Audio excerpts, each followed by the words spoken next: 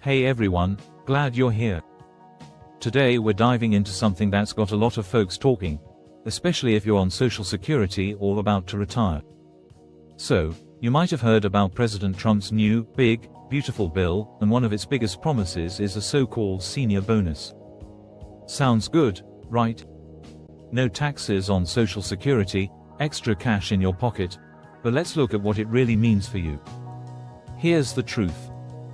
The bill doesn't fully wipe out taxes on Social Security like Trump said on the campaign trail. What it actually does is give some seniors a new tax deduction, up to $6,000 per person. That's what they're calling the bonus. But here's the catch, not every senior will get it. Some won't see a dime. So, let's break this down so you're not stuck with just the headlines. By the way, quick pause. Do you think seniors should pay taxes on Social Security at all? Drop a comment, I'd love to hear what you think. Okay, so here's how it works. If you're 65 or older and you meet the income limits, you could get a $6,000 deduction if you're single, or $12,000 if you're married. But there's more. The House version might shrink that to $4,000 per person instead. And if you're younger than 65, maybe you took early retirement or you're on disability, sorry, you don't qualify. Plus, if you make too much money, this deduction phases out. Over $75,000 single or $150,000 as a couple. It starts shrinking fast. Make more than $175,000 or $250,000. It's gone. And here's what surprises people. A lot of seniors won't see any benefit because about half already pay zero federal income tax.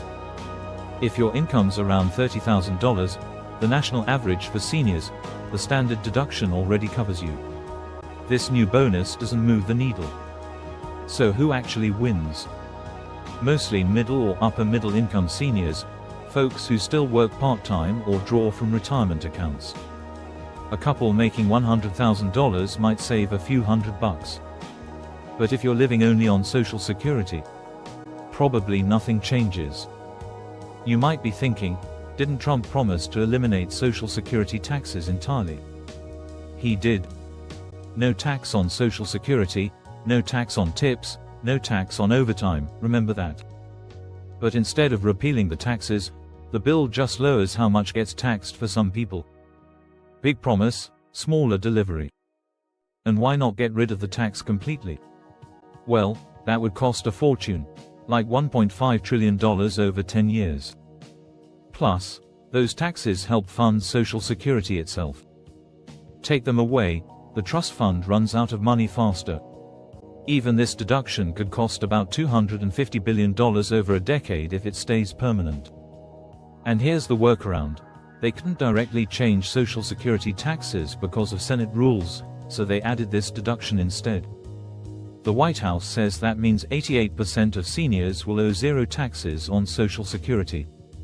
Sounds great, but that includes people who already pay nothing anyway. So it's not the huge game changer it looks like.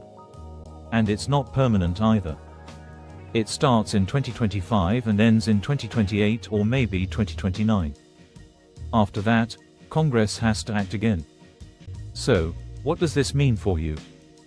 If you're 65 plus and earn around $40,000 to $100,000, you might see a break.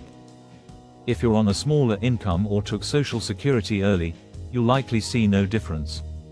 It's some relief for some people, but it doesn't fix Social Security's bigger problems. It doesn't increase your monthly benefits, it doesn't protect cost of living bumps, and it doesn't stop the trust fund from running out. Bottom line. It's a temporary patch, not a long-term plan. So, check your numbers. If you're 65 or older in 2025, see if you qualify. And don't just go by the headlines, the fine print matters. Alright, what do you think? Is this deduction fair? Should it have gone further? Let's talk about it below. If you found this helpful, smash that like button, share this with a friend, and subscribe so you don't miss what's next. Thanks for watching, see you next time.